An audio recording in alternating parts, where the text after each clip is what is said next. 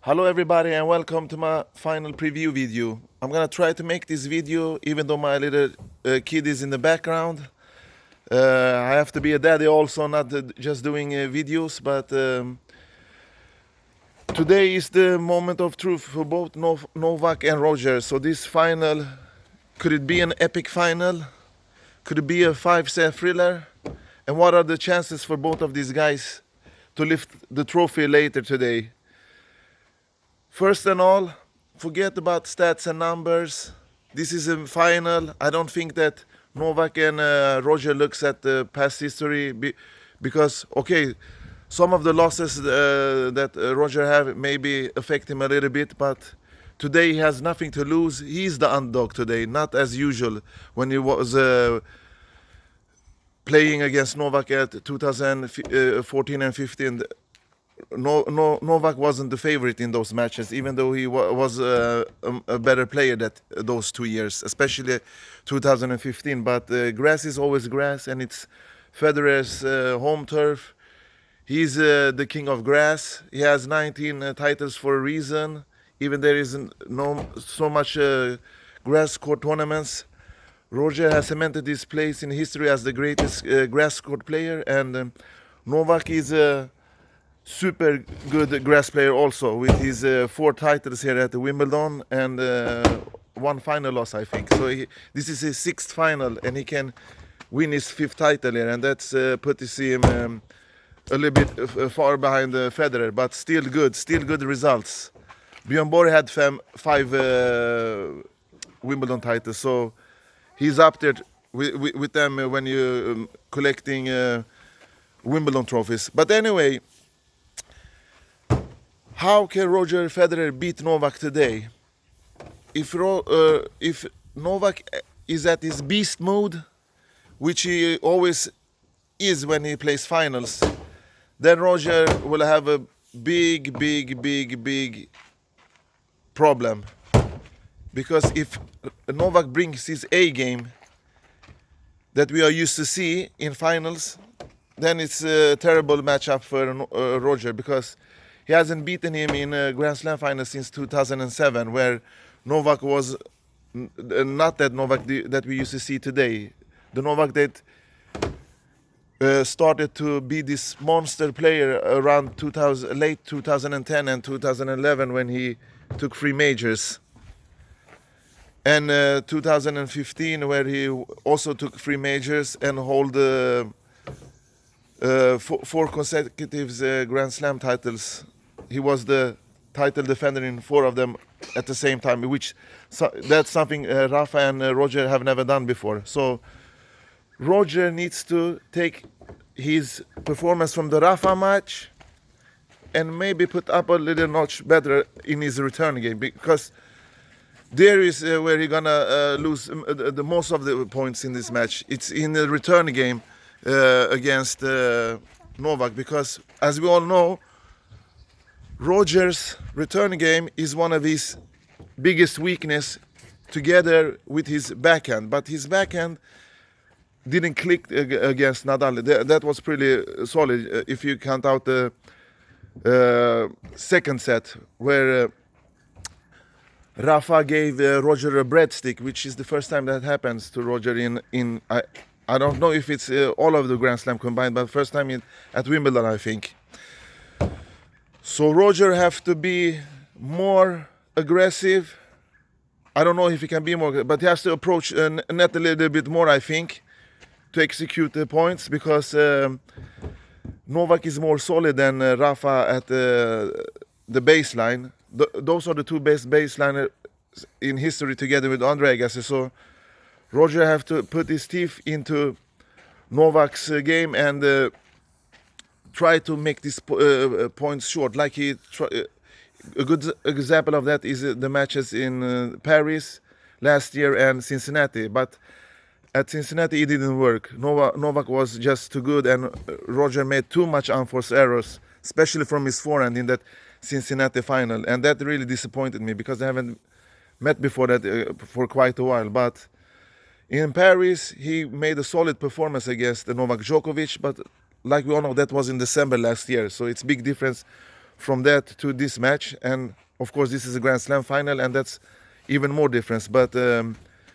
anyway, he has to convert his break points, not like Rafa. He took only 2 out of 10 break points opportunities. So this will be that will be the case. Of course, the most important thing, I think, is Roger's serve.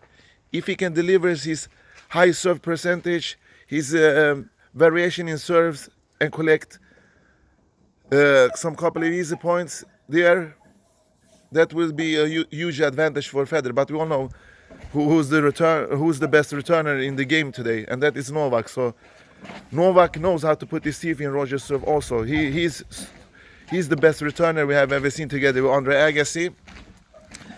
And in my opinion, I still hold Agassi because the courts were much faster and it was much more difficult back then. But anyway, not to take anything away from Novak, he's easily the best returners the last 15 years, together with Nadal and Kei Nishikori maybe. But anyway, in finals, Novak grows. He always becomes this monster that we used to see. Especially when he plays guys like Roger, because Roger has a bad head-to-head against Novak in the Grand Slam finals. Novak is up 3-1, and Federer's latest win came at 2007, where Novak was just a youngster. He was upcoming. Nobody expected him to be this monster player or this super goat tender player that Roger was even back then. So he has improved, but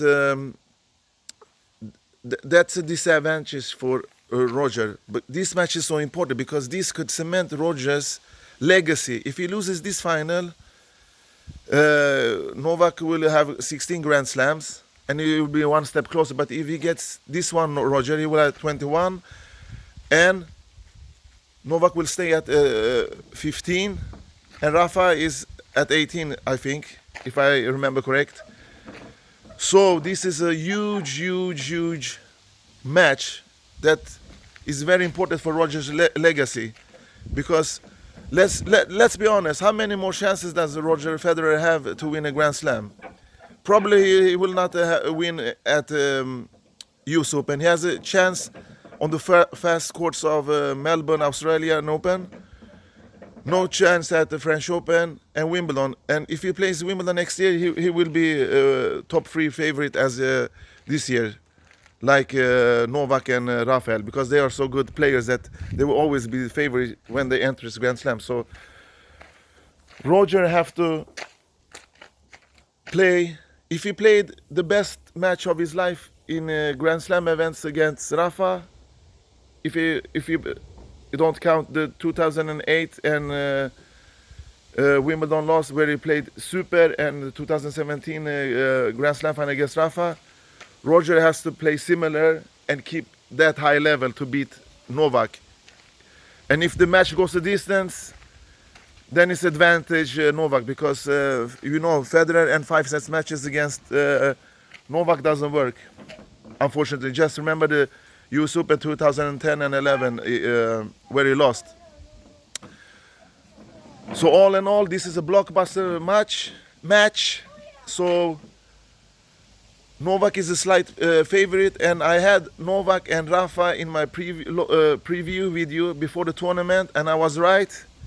It was not a wild guess, but the only obstacle for Roger was Rafa in the semifinal. But I thought somehow, even though Rafa impressed me so much in this tournament, that I thought that Roger, if he keeps his high level, he can win.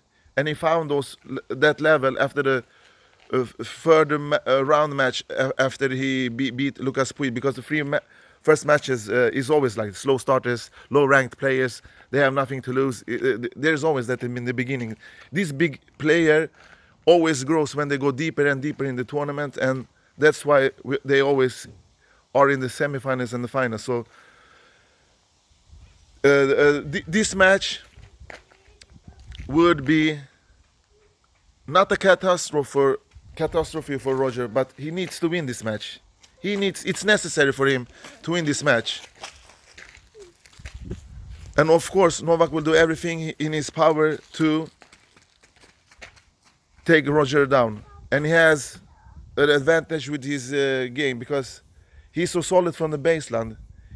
He has no hole in his game, and Roger, if he starts to leak unforced errors, like he can do in some matches, especially against Novak, then he's done. He's finished. He will probably just take a set. So his serve is important. His first strike tennis is important.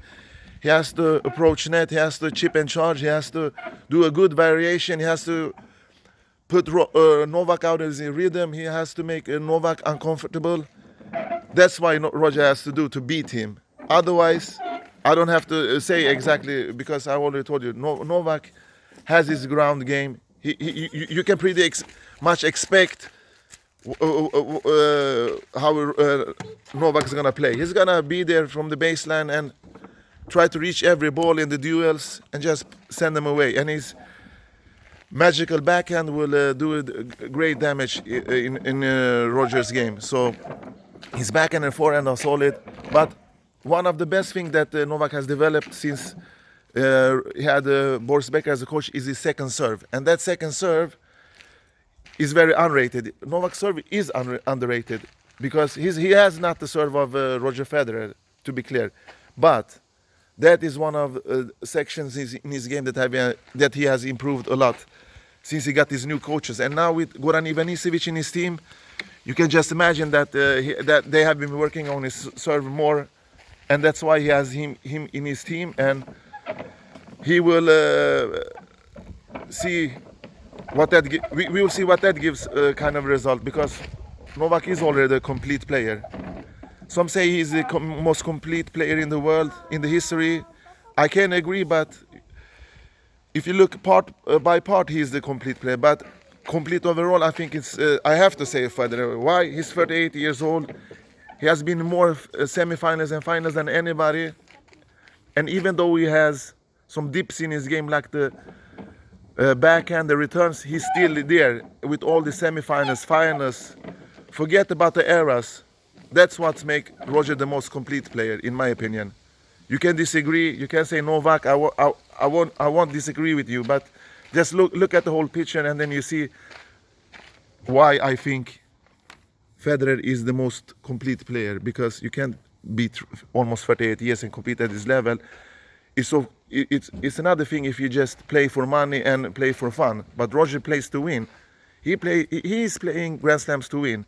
And the good, funny thing is that he is always one of the contenders. So that makes him so unique. And that's why I hold him as the most complete player of all time. But Novak has had the most scariest level. That's another discussion. His level at 2011 and 15 was probably the best level I have seen from a tennis player, all in all. And there is only one player that can compete with that level, and that is Federer. One of his great seasons, I think it was 2006, or was it 5? I forgot. And Pete Sampras when at his best. That's the scariest level I've seen on court, and I've seen many matches in my entire life. And then you have Björn Borg and McEnroe's '84 season, where I think he lost 3 or 4 matches that year. So my friends, this was my preview of the final. If I have to guess with my heart, I would say Roger. But if I'm gonna put my money, I would say Novak. And I have Novak as the winner in my Wimbledon preview draw. But I hope Roger proves me wrong, because I'm a light fan of Roger, and I hope he'll bring his A game plus a little bit more. He has the crowd, he has everything around him that's gonna be an advantage for him. But the disadvantage for Roger is that if Novak plays like Novak, then he has to dig deeper, much deeper in his toolbox. He has to find new tools, maybe. Improve something, do something unexpected. But you don't want to risk too much in the final. You have to stick to your game, and Roger has a good game plan. First strike, ultra aggressive tennis. Maybe that pays off. May the best man win. Take care. Bye-bye.